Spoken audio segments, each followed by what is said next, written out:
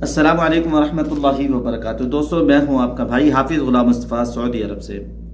दोस्तों, आप लोग ये देख रहे हैं, ये वो खुश नसीब हुज्जाज कराम हैं जो इस साल हज पे आए हुए हैं, जो बेचारे सोच नहीं सकते थे कि हम आज़ादी का सांस ले सकेंगे, आज़ादी से घूम फिर सकेंगे, जो अपनी ज़िंदगी की उम्मीदें तोड़ चुके थे, जिन बेचारों को ये पता नहीं था कि दुनिया में हम अल्लाह के घर को देख सकेंगे।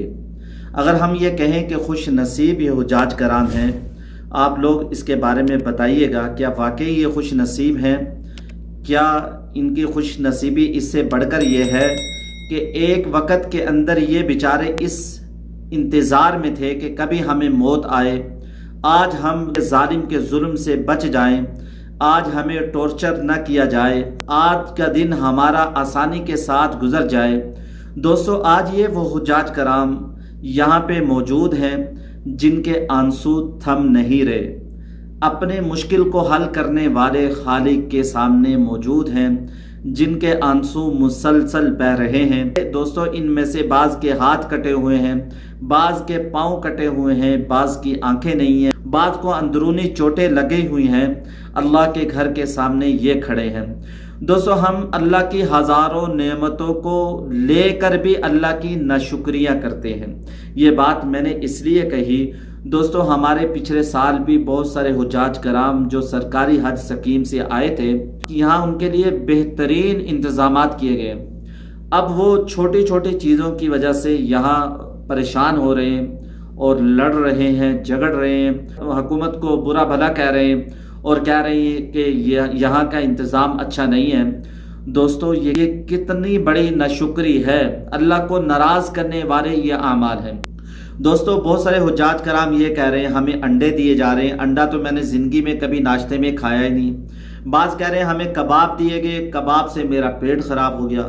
बाज़ कह रहे हैं भिंडियाँ ऐसी हैं कि उसमें कोई खुशबू नहीं आ रही, अच्छी पकी नहीं हुई। बहुत सारी बातें की जा रही हैं। दोस्तों, खाने के बारे में आप लोग खुद समझते हैं, हम खाने के अंदर क्या ऐब निकाल सकते हैं। खाने के अंदर हमारे नबी सल्लल्लाहु अलैहि वसल्लम ने ऐब निकाला है। जिस नबी के दर पे आए हैं उसकी ग़ुलामी इख्तियार करने के लिए, तो हम कैसे हाजी हैं? उस नबी के ख़िलाफ़, उस नबी की ज़िंदगी के ख़िलाफ़ हम चल रहे हैं। ऐसे जुमलों से बचें और अल्लाह ताला से आफ़ियत की दुआएं मांगे, आफ़ियत मांगे, अल्लाह का शुक्र करें, अल्लाह की नेमतें बढ़ जाएंगी। तो ये जैसा कि देख रहे हैं, ये वो हुज्जाज कराम हैं जो ये सोच नहीं सकते थे कि हम आज़ादी का सांस ले सकेंगे।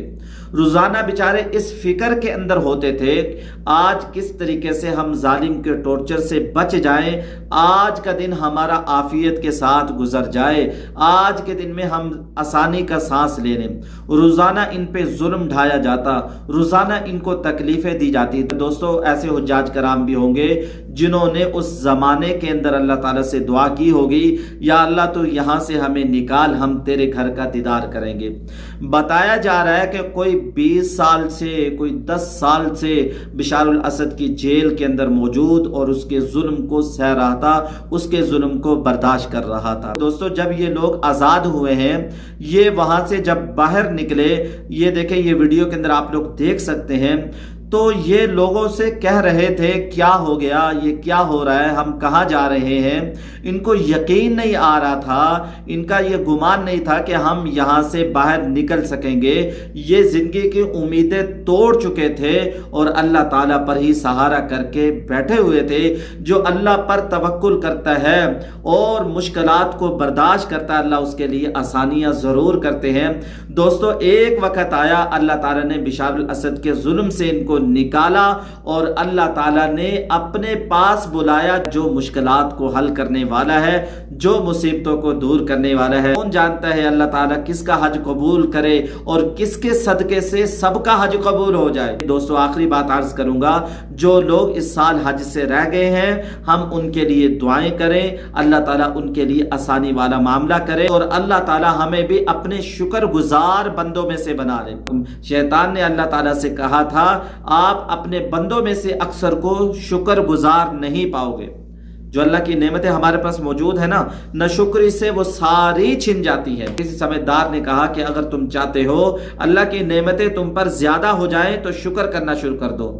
اگر چاہتے ہو نعمتیں کم ہو جائیں تو نہ شکری کرنا شروع کر دو۔ دوستو آج یہ خوش نصیب حاجی یہاں پہ آئے ہوئے ہیں، اللہ تعالی ہم سب کو بھی حج کی توفیق نصیب فرمائے اور اس گھر کی قدردانی کرنے کی توفیق نصیب فرمائے۔ دعاؤں میں یاد رکھیے گا، اپنی رائے کا کمنٹس باکس کے اندر ضرور اظہار کیجیے گا۔ السلام علیکم ورحمۃ اللہ وبرکاتہ۔